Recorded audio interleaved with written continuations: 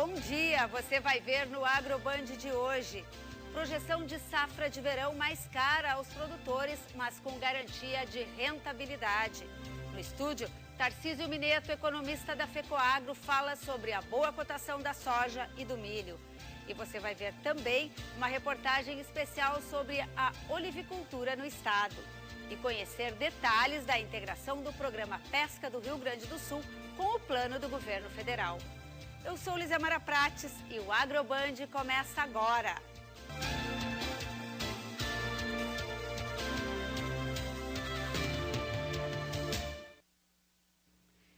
A safra de verão vai custar mais aos produtores gaúchos, mas a boa cotação da soja e do milho vai garantir rentabilidade.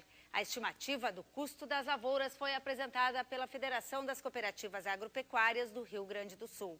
A seca nos Estados Unidos e a quebra nas lavouras na América Latina reduziram a safra mundial de grãos. Com isso, o preço de commodities como soja e milho aumentou. São produtos usados como matéria-prima ou insumo na fabricação de alimentos. A soja é a cultura que deve ter maior lucro, 73%. O milho pode atingir 25% de lucratividade. Esse é um quadro que até o momento está garantindo e está sustentando o preço das commodities e com isso estimula os produtores aqui a aumentarem, no caso do soja, principalmente do soja, e acho que mantém a área de arroz e a do milho com um pouquinho de redução. Já o trigo, principal lavoura de inverno do estado, deverá apresentar prejuízo para o produtor. A federação também se preocupa com o sistema de logística que existe hoje no país para o transporte da safra. No caso, falando de trigo, ir para o porto agora nos próximos 30, 40 dias, digamos assim, tem que estar lá esse produto para estar definida a exportação. Sob pena de depois ter que esperar a comercialização do soja e de outros produtos. O bom momento dos preços da soja e do milho pode recuperar as perdas dos produtores com a última safra de verão. Para falar sobre esses números e da expectativa de rentabilidade para a soja e principalmente o milho, nós recebemos no AgroBand o economista da FECOAGRO, Tarcísio Mineto. Bom dia. Bom dia, Lizamar. Esse é um estudo tradicional, tem 51 anos e neste ano trouxe um número positivo para a soja e para o milho, que são duas culturas importantes da safra de verão no Rio Grande do Sul.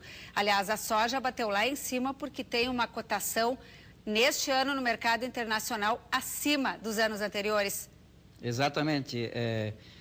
Esse estudo que é tradicional, que a gente elabora no mês de outubro, sempre tendo por base os preços do mercado da soja, do milho, do trigo e também o preço, com base em outubro, dos insumos que são adquiridos pelos produtores na formação e no planejamento da aquisição para a semeadura da safra de verão. Bem, esse ano o quadro se inverteu. No ano passado a rentabilidade era mais favorável ao milho, contrário deste ano, que a projeção é de uma melhor condição de lucratividade no caso da soja, chegando a 73%, comparando o custo de produção de R$ 38,00 a saca contra um preço de R$ 66,00 base outubro, e se considerar o preço de mercado hoje está nessa faixa, com pequenas variações, dependendo da praça, e isso dá uma expectativa melhor em termos de rentabilidade. Não significa que lá no final da safra o produtor vai ter essa rentabilidade, pode ser mais ou menor, dependendo das condições de mercado e dependendo da formação de custos de cada produtor também, de cada lavoura, porque essa é uma tecnologia média que se considera, então cada produtor tem seu patamar de custo, então é importante que ele faça o controle e a gestão desses custos na propriedade e que ele busque as informações máximo possível a nível de mercado para ver qual é o patamar de lucro que ele vai querer ter e aí sim vender a safra para buscar sempre o máximo de rentabilidade. No caso do milho, esse ano é uma condição menos favorável em relação à soja, mas assim mesmo a lucratividade ela é positiva de 25%, e isso também é importante, mas dependendo, eu falo também em relação ao milho, que dependendo das condições de produtividade, condições de clima e da safra no final da colheita, ele pode aumentar essa rentabilidade em patamar menor ou maior, dependendo da condição de cada lavoura. Em relação ao trigo, novamente, Lizamara, nós temos aqui uma condição mais favorável neste ano, mas ainda negativa, não cobre as despesas todas. Se tu pegar a renda bruta hoje, vendendo o trigo ao preço ao produtor, estou falando lá no balcão da cooperativa, do cerealista, ele chega em torno de R$ 30,00 a saca.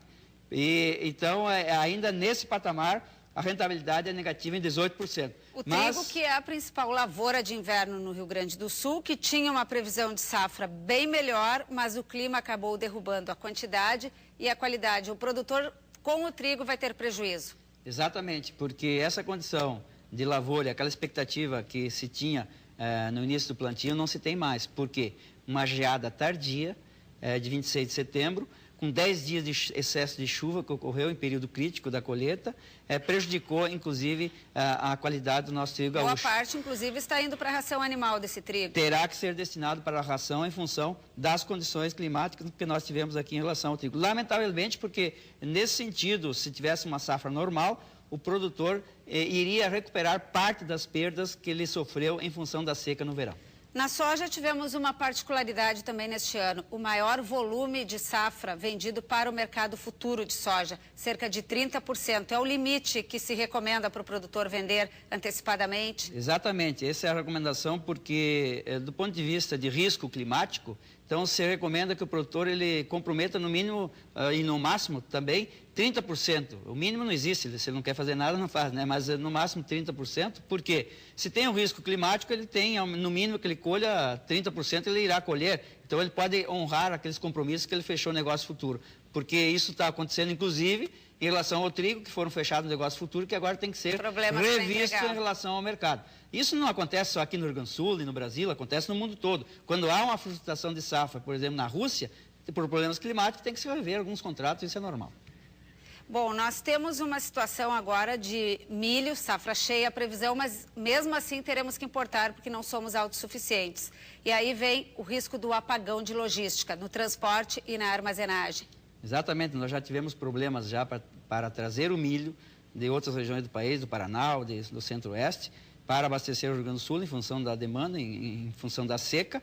Agora, se nós tivermos uma safra normal, uma safra cheia no Rio Grande do Sul, que, segundo a Conab, poderá chegar a 28 milhões de toneladas, e no Brasil 180 milhões de toneladas, podemos ter, sim, um risco. E aí, aliado à questão da logística, tem a nova legislação em relação aos motoristas de caminhões e também tem a questão da infraestrutura e a dificuldade, porque o maior volume da nossa safra é transportada sobre rodas, via caminhão. Então, isso é um risco, sim. Não sei se numa safra normal ocorrerá neste ano, mas nós precisamos fazer mais investimento, e eu sei que também que a Casa Civil e a Presidência da República tem um grupo de trabalho verificando esses problemas e essas dificuldades, e oxalá que nós tenhamos mais investimento para evitar no futuro esse risco de apagão. Palavra certa, no futuro, porque para esta safra não dá mais tempo, infelizmente. Muito obrigada ao economista da FECOAGRO, Tarcísio Mineto, que trouxe aqui para os telespectadores do AgroBand uma análise, então, sobre este estudo de custo de produção da soja e do milho e também uma revisão do custo do trigo. O AgroBand faz agora um rápido intervalo e na volta nós vamos saber a previsão do tempo.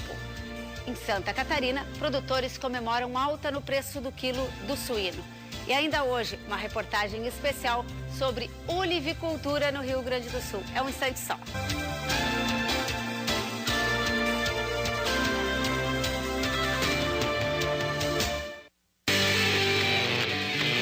Alô, gente! Olha, nós estamos aqui prontinhos, aguardando a sua audiência. Domingo, logo após o Canal Livre, programa Corcel 73 Night Club Drink Bar Show. É sucesso, revelando grandes talentos. Nós esperamos você. Domingo, coladinho com o Canal Livre, na tela da Band. Com licença. Fuscão preto pela cidade a rodar. Problemas com infiltração? Temos a solução definitiva. Impermeabilização aplicada sem quebrar o piso, com exclusiva garantia de 15 anos. A escolha inteligente é a Fibersals. Ligue 3598-1488. Futebol na rede. Gols e lances pra você. Salve tricolores e colorados, hein? De olho aberto aí no Jogo Aberto RS. Vamos trazer a Renata Fã de volta pra cá, guri. Há mais de 70 anos, o Centro de Reabilitação São João Batista oferece atendimento clínico e escolar gratuitos para crianças e adolescentes com deficiências físicas múltiplas. O que recebemos em troca não tem preço. Ajude-nos a continuar dando e recebendo amor. Acesse educandário.org.br e veja como.